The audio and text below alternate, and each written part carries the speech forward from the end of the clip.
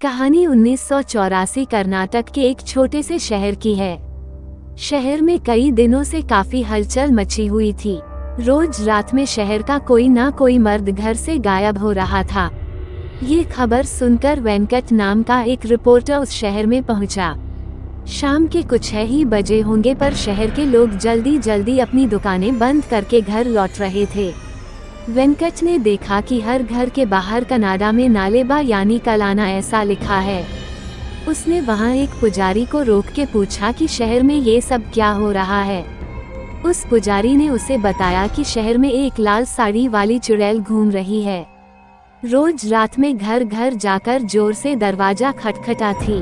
घर के अंदर जो भी मर्द है उसका नाम पुकारती है। कोई भी आदमी उसकी आवाज को नजरअंदाज नहीं कर पाता। दरवाजा खोल दो, कहते हैं वह चुड़ैल उसे अपने वश में करके कहीं दूर ले जाती है और मार देती।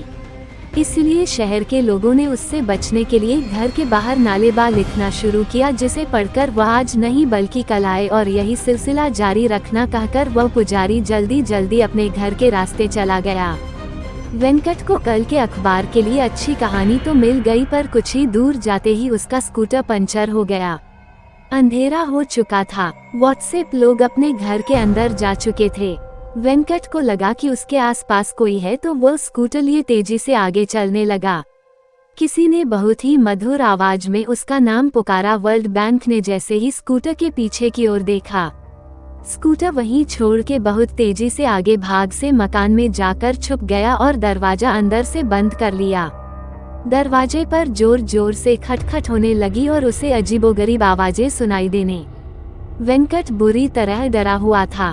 कुछ देर बाद जब सारी आवाज शांत हुई तो उसने बहुत हिम्मत करके दरवाजा खोला तो वहां कोई नहीं था। पर फिर सुबह हुई तो बैंक्वेट उसी घर में बेहोशी की हालत में पड़ा मिला। वह दिन था और आज का दिन है।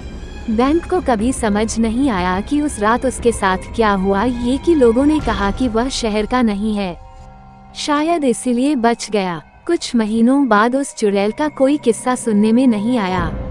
आज भी उस शहर के लोगों ने अपने घर के बाहर नाले बानी कलाना ऐसा लिखा है।